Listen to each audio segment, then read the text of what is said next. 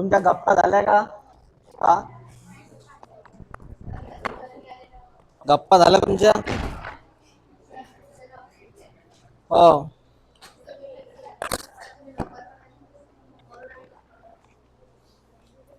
आज खूप जण अब्सेंट आहे, त्यांना शुभेच्छा.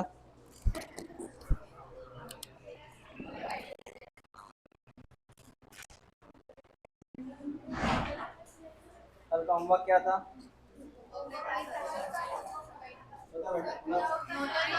होता होता काल. हा, काहीच नव्हतं. मग काल कोणी शिकवलं तुम्हाला? मी शिकवलं तुम्हाला. कल का होमवर्क बोला था ना मैंने. म्हणजे मीच शिकवून मीच सांगू काय होतं. उलटा चोर कोतवाल को डांटे. होमवर्क होता ते पहिला सरफेस इपिथेलियलचा, ते तुम्हाला पाठ करायचं होतं. बरं ठीक है. लिवर प्रोड्यूस कितने प्रोटीन बनाता लिवर? हाँ, बराबर है. स्किन में ऐसा कौन से दो केमिकल स्किन क्या बना सकती है?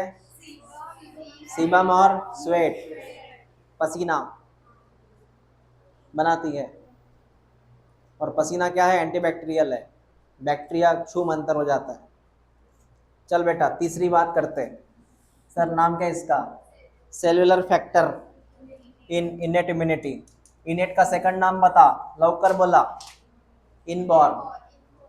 उद्दा इनबॉर्न, इनेट इम्युनिटी. अब इसमें क्या है, मैं जितना बोलूँ उतना याद रख. आपके शरीर में बड़ा सेल होता है, इस बड़े सेल का नाम है मैक्रोफेज, या फिर सुन बेटा सुन, सेल का नाम है फैगोसिटिक सेल. एक बड़े सेल का नाम क्या है बेटा? फाइगोसिटिक सेल. उसके दो एग्जाम्पल है. एक का नाम है माइक्रोफेज, एक का नाम है मैक्रोफेज.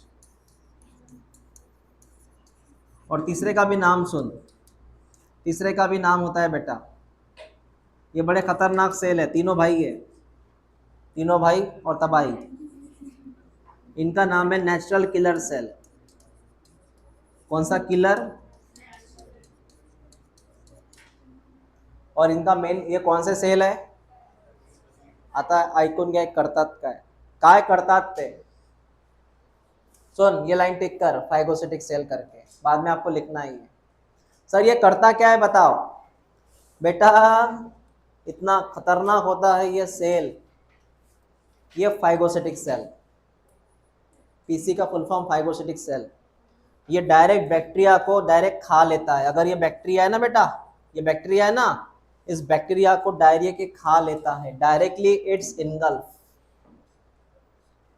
ये सेल डायरेक्ट बैक्टीरिया को खा लेता है, जसं मी पोळी खाता. इमॅजिन करा तुम्ही एक फायगोसिटिक सेल आहात आणि पोळी बॅक्टेरिया आहे, खाऊन राहिले डायरेक्ट. कळलं का? लड्डू कसा खातो आपण, लड्डू तसं खाऊन टाकतात. तो बैक्टीरिया को डायरेक्ट किसने खाया? फाइगोसिटिक सेल ने. ऐसा होता है इसमें. लिहा ते, मी सांगतो ना, लिहत चला, नोट बनवत चला, लिहा है.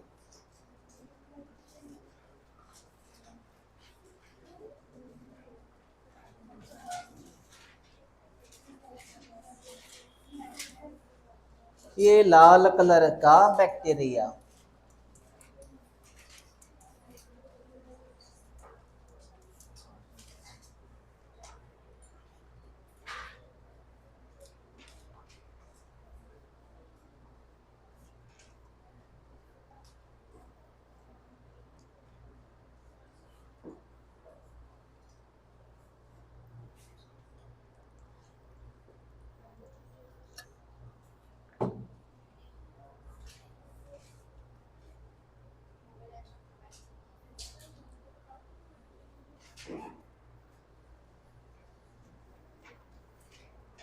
क्या हुआ? पुष्टि क्या है? कौन सा? फिर क्या बोलो? है ना फिर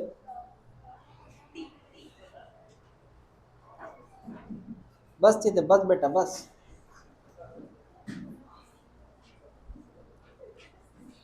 फक्त डोअर नका तोडू.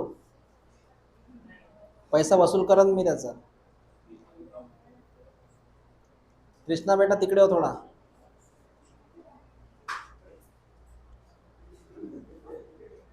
झालं. हा. कोणी खाल्लं का बॅक्टेरियाला? हा. हा किती प्रकार त्याचे? 3. पहिला, दूसरा, तीसरा. डायरेक्ट खा लेते बैक्टीरिया को. ठीक है बेटा. हाँ लिया, एक लाइन लिया, लिखो. Phagocytic cell, phagocytic cell, phagocytic cell engulf. मला तुम्ही पुन्हा विचारणार काय म्हटलं sir? Engulf. Phagocytic cell engulf. Phagocytic cell engulf bacteria. Bacteria by a process, by a process, by a process called phagocytosis.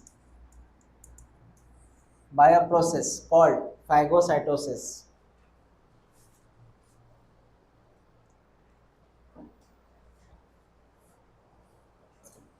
म्हणजे बॅक्टेरिया हा जो सेल आहे, नाव काय याचा? हा बॅक्टेरिया खाऊन टाकतो. एका प्रोसेस थ्रू खाऊन टाकतो. एका प्रोसेस थ्रू खाऊन टाकतो. प्रोसेसला काय म्हणतात? कळलं का? आणि या सेलला आपण काय म्हटलं ज्याने बॅक्टेरियाला खाल्लं? कन्फ्यूज नहीं व्हायचं. सेलचं नाव, प्रोसेसचं नाव.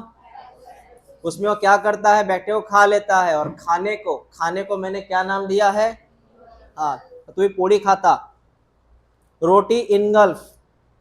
समजलं बेटा? जसं आज मी खाल्ली वांग्याची भाजी, वांग्याची भाजी इनगल्फ टोटल प्लस आलू ऑल्सो. भावगे आवडते का रे आलू वांग्याची भाजी? भावगे तुम्ही आहे का? त्याला विचारलं ना. हो का? बट एक नंबर.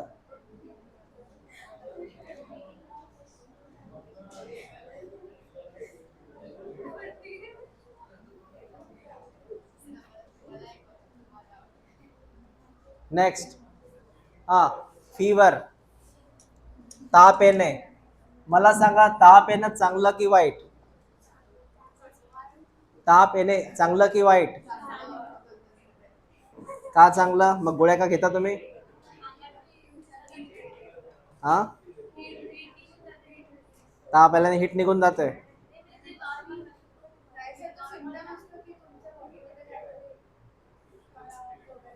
हा बरोबर है.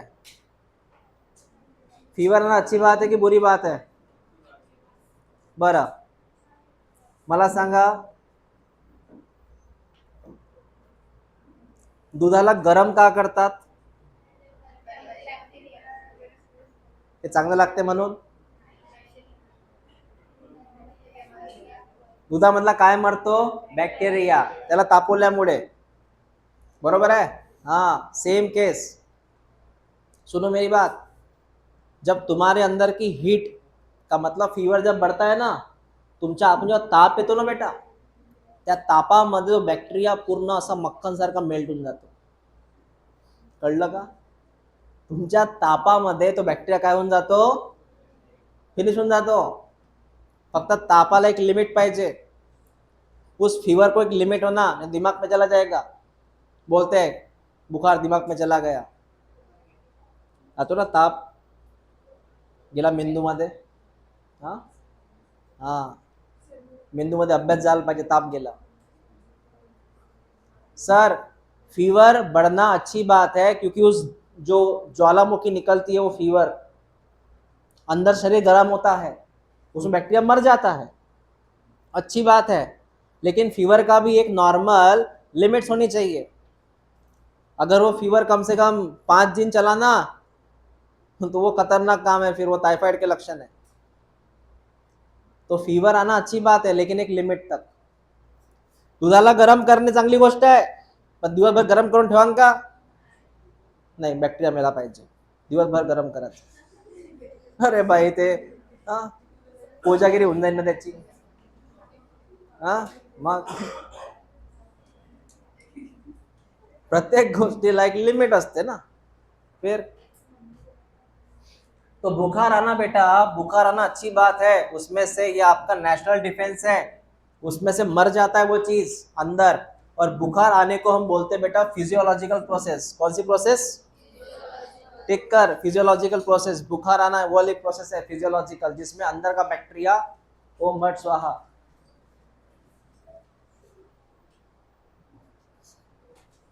उसके अलावा काल ती गोष्ट आपण ऐकली चोरांची।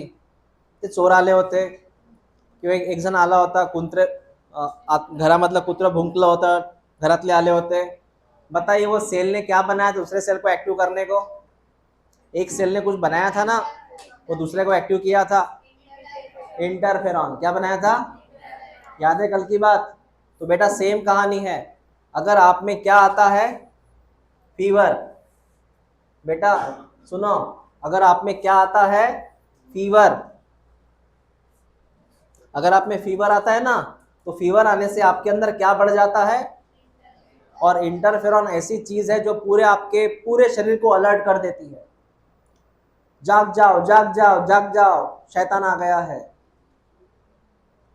पूरे शरीर को अलर्ट करता है इंटरफेरॉन आपके, है ना। आमच्या गल्लीमध्ये एक हे तो शिट्टे वाजवतो रात्री 3 वाजता, जागते रहो, सायकल घेऊन येतो। आखरे माहित आहे का?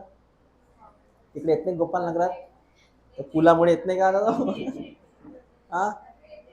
माहित आहे कोण असते रे तो? बुरखा? हाँ,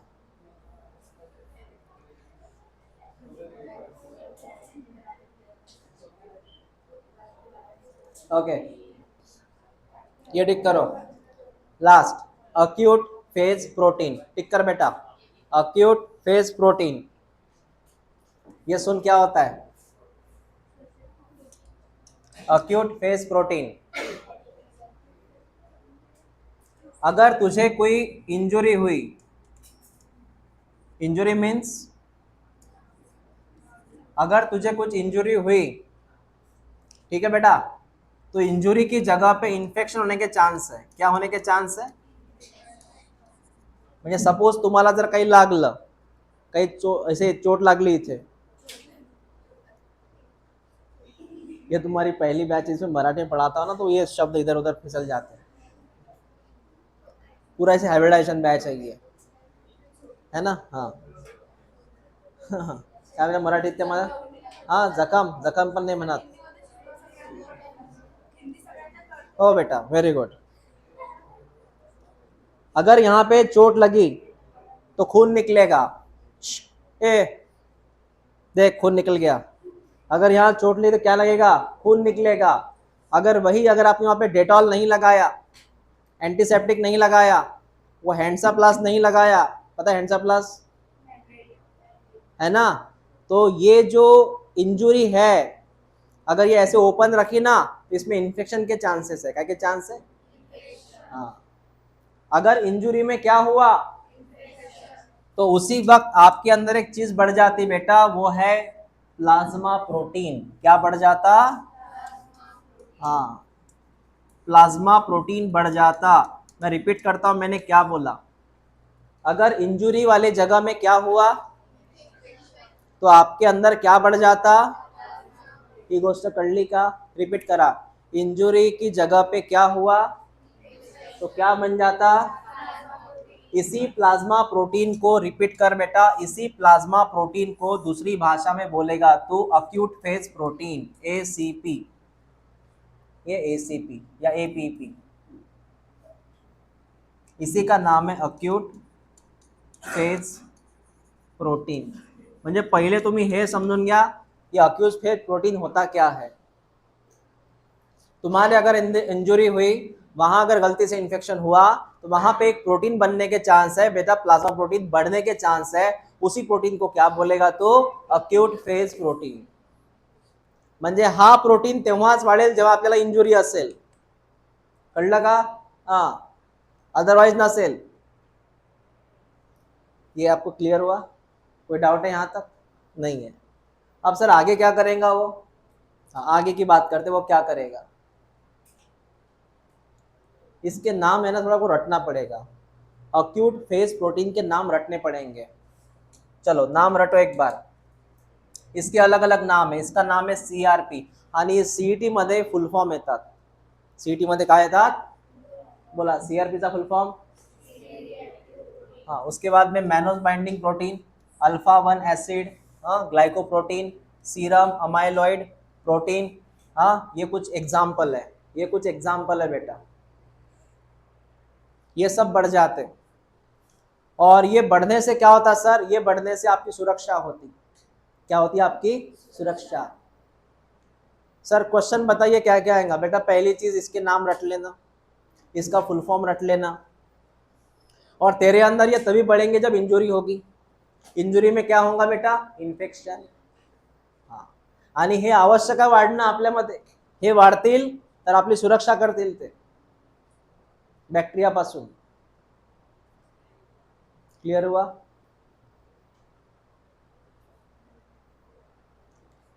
आपण म्हणतो ना, जर एक यहाँ पे अगर चोट लगी ना तो सर पानी नहीं लगना चाहिए, धूल मिट्टी नहीं लगनी चाहिए, म्हणतो ना आपण. हा, मला सांगा, जो आपली इंजुरी होते आपण शेंगदाणे खातो का? का नाही खात? कळलं का? इंजुरी के वक्त शेंगदाणे क्यों नहीं खाते? जखम बसत नाही. जखम बसत नाही. हा, अरे बापरे, नवीन शोध आहे हा. त्यांना कोणी सांगितलं?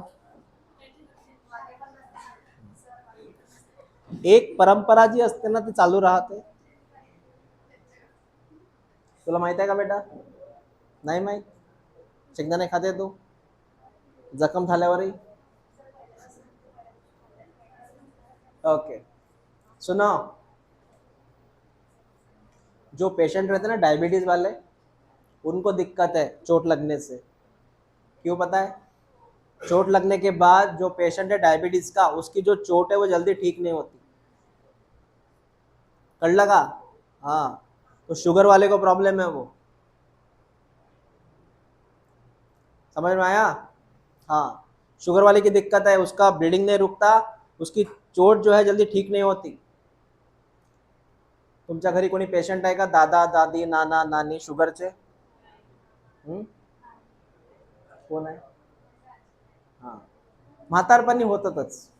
आपणही म्हातार होऊ तेव्हा शुगर, साखर, गुड सगळंच है ना. हां हां, तेच. होस्ट माने हम. और व्हॉट इज रेजिस्टन्स? रोग प्रतिकार शक्ती वाढते आपली. म्हणजे हे जे प्रोटीन बनले ना बेटा, कोणते प्रोटीन बनले? Acute phase protein. हे जर वाढले आपल्यामध्ये तर आपल्यामध्ये वाढते रोग प्रतिकारक शक्ती. त्याच शक्तीला काय म्हणतात? रेजिस्टन्स म्हणतात. काय म्हणायचं? अगर ये प्रोटीन हमारे अंदर बढ़ गए, ऐसे कोई डाउट हो तो पूछा करो. देख बेटा, अगर ये जो प्रोटीन है APP नाम है इसका, अगर ये अपने अंदर बढ़ गए तो वो क्या करते हैं? हमारी शक्ति बढ़ाते हैं. होस्ट माने हम. What is host? हम. हमारी क्या बढ़ाते हैं? रेजिस्टेंस. What is resistance? शक्ती बढ़ाते हैं, क्षमता वाढवतात ते, म्हणजे आपण लढू शकू अगेंस्ट दिस पैथोजन बैक्टीरिया. अब बोल, पहला टॉपिक खत्म हुआ आपका. फर्स्ट टॉपिक खत्म. उसका नाम था बेटा इनेट इम्यूनिटी. कितने पॉइंट हो गए बोल जरा? इनेट में पहले वो सरफेस वाला था, दूसरा क्या था? हाँ, तीसरा क्या था? नेक्स्ट क्या था? नेक्स्ट क्या था? नेक्स्ट क्या था? हो गया? हाँ,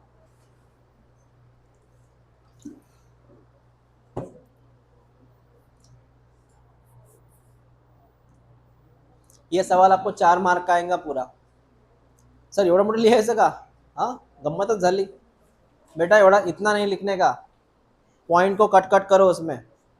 पूरे 12 पॉइंट होना पूरे. कितने पॉइंट होना? 12 पॉइंट. तो हर एक के 2-2 पॉइंट लिखना या 3-3 पॉइंट लिखना. 12 पॉइंट आने चाहिए पूरे.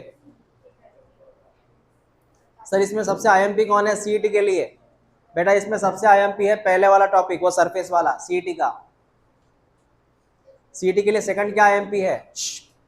सीईटी के सेकंड आईएमपी है बेटा वो सेल के नाम. वो जो खाया था बैक्टीरिया को उसने, फाइगोसाइटिस वाला, वो microphage, macrophage, natural killer cell, वो आईएमपी है. समझ में आया? तीसरा आईएमपी है, डोर ओपन करो.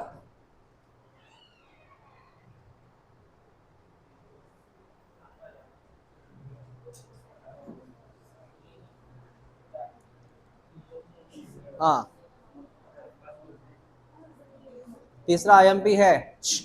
तीसरा आईएमपी है बेटा, सुन मेरी बात. तीसरा आईएमपी है, वो लीवर ने कितने प्रोटीन बनाए थे? 30. कितने बनाए थे? और चौथा आईएमपी है, what is full form of APP? Full form APP. हाँ, हाँ, वेरी गुड. और उसके अलग अलग एग्जाम्पल. खत्म पहला वाला. इनेट खत्म. इनेट का मतलब है आपको वो गॉड गिफ्ट मिल जाता, बाय बर्थ आपके अंदर आ जाता. चलो दूसरा. दूसरे का नाम बेटा इनेट हो गया. एक्वायर्ड लिख, मतलब टिक कर. तुमच्यामध्ये हा येतो. तुमच्यामध्ये हा येतो आफ्टर बर्थ. कब आता आपके अंदर ये? आफ्टर बर्थ आता है एक्वायर्ड वाला. बेटा ये होता है बेटा एडेप्टिव, आपको एडप्ट करना पड़ता. ये होता है बेटा स्पेसिफिक, मतलब हर एक के लिए अलग अलग होता. बैक्टीरिया को अलग से मारता, वायरस को अलग से मारता, फंगस को अलग से मारता. तो हर एक के लिए टेक्निक अलग अलग है. तो ये हुआ स्पेसिफिक. क्या हुआ? स्पेसिफिक. समझ में आया? क्लियर हुआ? हाँ. इसमें ये जो एक्वायर्ड है ना बेटा, एक्वायर्ड, इसमें आपको मिलेगी एंटीबॉडी. इसका मतलब सर, अब मतलब समझ. देख, दो तरह की होती है इम्यूनिटी. एक का नाम एक्वायर्ड, एक का नाम इनेट. पहले इनेट हो गया ना? अरे पहले कौन सा हुआ? इनेट. इनेट में एंटीबॉडी नहीं बनती. इनेट में एंटीबॉडी, एंटीबॉडी कहाँ बनती है? हाँ, A for acquired, A for antibody. A for acquired, A for antibody. याद रखना. चल नेक्स्ट. ये पॉइंट ओपन करा लवकर. आईएमपी है. एक्वायर्ड के कैरेक्टर बताओ सर. पहला कैरेक्टर एक्वायर्ड का. एक्वायर्ड कैसी होती है? स्पेसिफिक. कैसी होती है? स्पेसिफिक.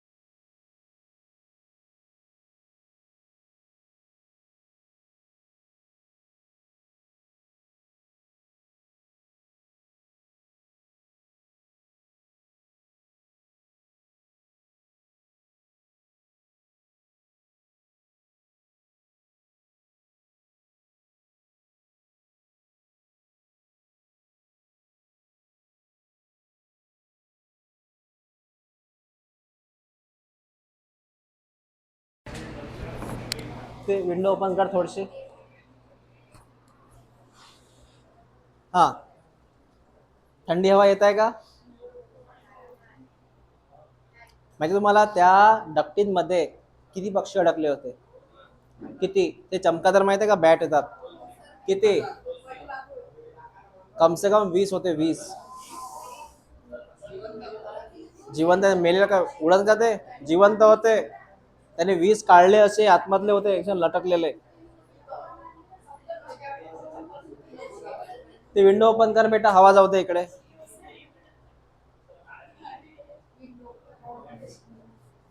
पास येईल.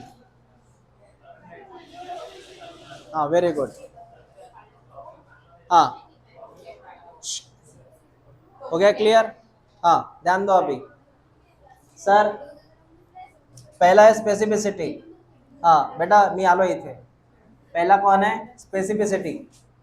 इसका मतलब सर वो पर्टिकुलर है. बैक्टीरिया को मारना अलग टेक्निक, फंगस को मारना अलग टेक्निक, वायरस की अलग टेक्निक. ठीक है. वो क्या बनाता सर? एंटीबॉडी बनाता और टी लिम्फोसाइट्स. मतलब फर्स्ट कैरेक्टर ध्यान में रख, इसका फर्स्ट कैरेक्टर है सर स्पेसिफिसिटी. दूसरा है डायवर्सिटी. म्हणजे तुम्हाला सांगतो मी, तुम आपके अंदर ही सिस्टम है ना एक्वायर्ड वाली, आपके अंदर किसी को भी जाने दो, कोई बैक्टीरिया का प्रकार जाने दो, वायरस, वो पहचानता सबको. What is diversity? आपका शरीर सभी को पहचानता. म्हणजे माझ्यात जर bacteria 1, bacteria 2, bacteria 3, bacteria 100, bacteria 1000 तरी माझं शरीर त्याला ओळखणार. सबको पहचानेगा ये बैक्टीरिया है. मेरा शरीर पहचानेगा हाँ ये वायरस है. एवढी ओळख आहे त्याची. जसं आमदाराची कशी ओळख असते, हाँ तू हाँ तू हाँ. That is called as diversity. आपका शरीर सबको पहचानता है, दैट इज डायवर्सिटी. ठीक है बेटा. और तीसरा जो मैंने आपको बोला था, आपके शरीर को पता है आपके खुद के सेल कौन से और बैक्टीरियल सेल कौन सा है. बराबर है. अगर बैक्टीरिया आपके अंदर गया तो आपका शरीर उसको पहचानेगा, हाँ ये बैक्टीरियल सेल है और ये मेरा खुद का सेल है. मेरे खुद के सेल को छोड़ो, बैक्टीरिया सेल को मारो. समझ रहे बात? हाँ, वो समझ में आने चाहिए कि खुद के सेल कौन से, दूसरे सेल कौन से हैं. लास्ट बेटा मेमरी. मेमरी जरूरी है. तुमच्या घरी एक पाहुणे आले, खूप परेशानी आले, तुम्ही तेव्हा 5वीला होते. कितीला होते? 5वी पण नाही. हा नाही ठीक आहे 5वीत होते.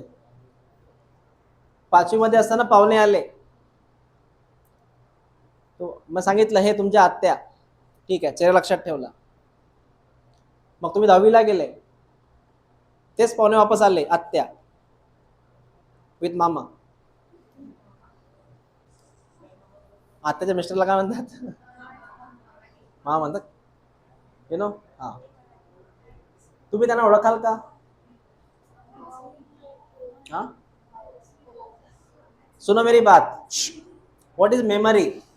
मेमोरी का सिंपल मीनिंग होता है, सुनो सुनो, अगर आप किसी को एक बार देख लें और वही बंदा आगे 2 साल बाद 3 साल बाद आ जाए तो क्या उसको पहचान पाएंगे आप? वो डिपेंड पड़ता है सर मेमोरी कितनी स्ट्रांग है ना. हाँ, तो आप ये तो बोले कि हाँ इसको कहीं देखा है हमने, दैट इज मेमोरी. अब मेरी बात सुनो, ये आप में होना चाहिए. भले आप किसी को पहचानो मत पहचानो, बैक्टीरिया को पहचानो. अगर आप में कोई पहली बार बैक्टीरिया गया, बेटा सुन ले, ये जरूरी है मेमोरी वाला टॉपिक. अगर ये बैक्टीरिया 1 है, वो पहली बार आपके अंदर गया है, बैक्टीरिया 1 पहली बार आपके अंदर गया है, तो आपकी बॉडी सबसे पहले इसको देखेंगी. और ये पहली बार गया है ना, तो आपके बॉडी के ऊपर ये अटैक कर लेगा अटैक. बॉडी बोलेंगे ठीक है भाई मेरा भी नंबर आएगा. हाँ अभी तो अटैक कर रहा है ना, ठीक है मेरा भी नंबर आएगा. फिर ये अपनी बॉडी क्या करती है, कुछ मेमोरी सेल बना के रखती है. कौन से सेल? और इसको याद रखती है. तू याद रख म्हणतो ना आपण, लक्षात ठेव. ठेव लक्षात, है ना, नेक्स्ट टाइम. हाँ अब क्या होगा, अगर ये बैक्टीरिया 1 सेकंड टाइम अगर उसके अंदर गया, सेकंड टाइम, तो ऑब्वियसली इसके अंदर कौन से सेल बने हैं? अरे सेल बने नहीं इसके अंदर. कौन से सेल? Memory cell. तो मेमोरी सेल का एक ही काम है, जो बैक्टीरिया पहली बार गया ना उसको याद रखो, जो बैक्टीरिया पहली बार गया ना उसको क्या करो, याद रखो, ताकि सेकंड टाइम उसके ऊपर वो अटैक कर सके। समझ लो मेमोरी से काम गया है। हाँ, ऐसा होता है ये। जैसे कोई क्वेश्चन है आपको एग्जाम में आया, पहली बार आप देख रहे हैं, अरे यार ये कौन सा क्वेश्चन है, कभी जिंदगी पढ़ा नहीं मैंने ये क्वेश्चन, लेकिन वही क्वेश्चन अगर सेकंड टाइम आया ना तुम सॉल्व कर पाएंगे, क्योंकि आपने याद रखा था। हाँ, नेक्स्ट टाइम बघेल तुला मी असा लिहितो ना, सेकंड टाइम आला तर नाही, आपलं सोडून द्या, आपण तिसऱ्यांदा आला तर लिहित नाही.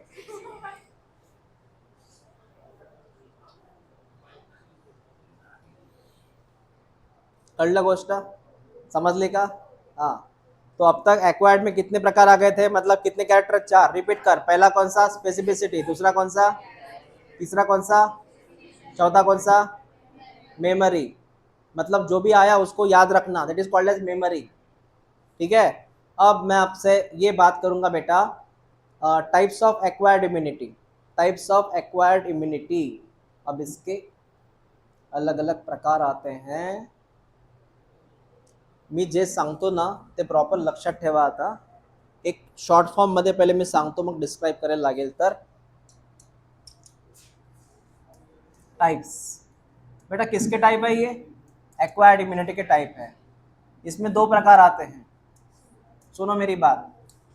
एक का मीनिंग है सर एक्वायर्ड एक्टिव इम्यूनिटी, लक्षात ठेवा रे, ये लिखना पड़ेगा आपको।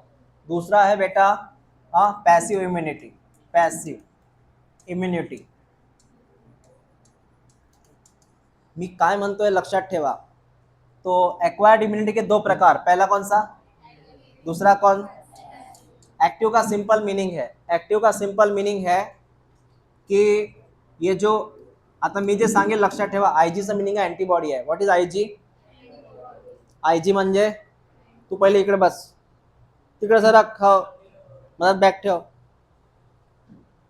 दिसत नसेल तर इथं बस। हाँ, इम्यूनिटी कौन सी है, सॉरी एंटीबॉडी है ना, इसका सिंबल क्या है, आईजी, लक्षात ठेवा। एक्टिव इम्यूनिटी का पहला प्रकार है sir IG, IG produce inside the body, IG produce by body,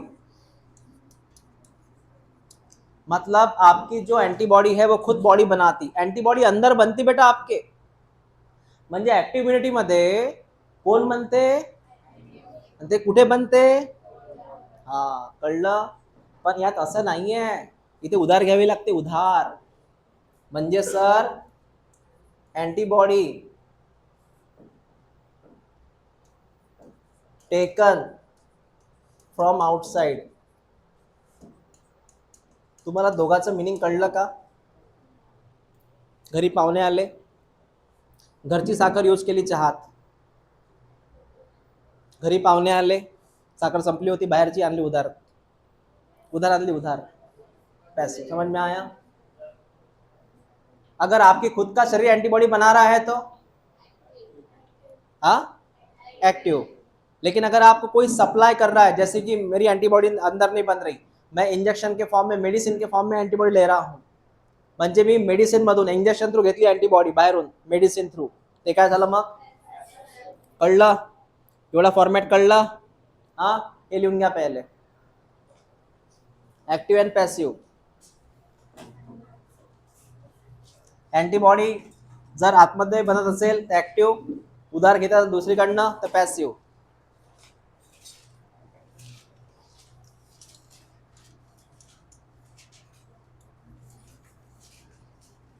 सबसे बड़ा डिफरेंस पढ़ा है मैंने आपको एक्टिव पैसिव का।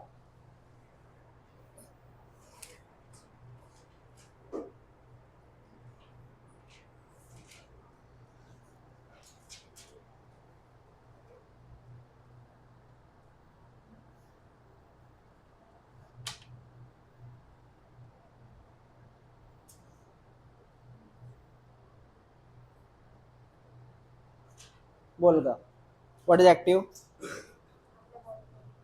आपल्यामध्ये अँटीबॉडी बनते, ते काय झालं ऍक्टिव्ह, आणि जेव्हा आपण उधार दुसऱ्यांकडनं घेतो, द्या रे अँटीबॉडी द्या, पॅसिव्ह।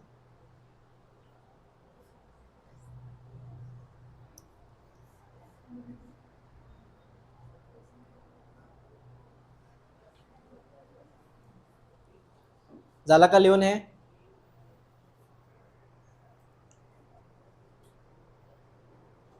हवा येत आहे खरंच? वो तो बंद कर दो देवासून.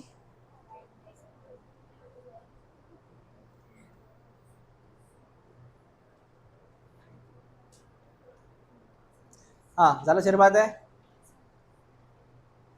सूर्यवंश समजलं का? ऍक्टिव्ह आणि पॅसिव्ह हे सांग, फरक सांग.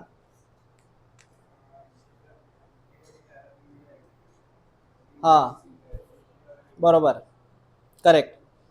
अब मुझे बताओ, अगर मुझ पे एग्जांपल लेता हूं मैं, अगर मेरे को सांप ने काटा, सांप था, काटा मुझे सांप ने, उस समय मैं क्या करूं? कौन सा सिस्टम मेरे काम करेगा?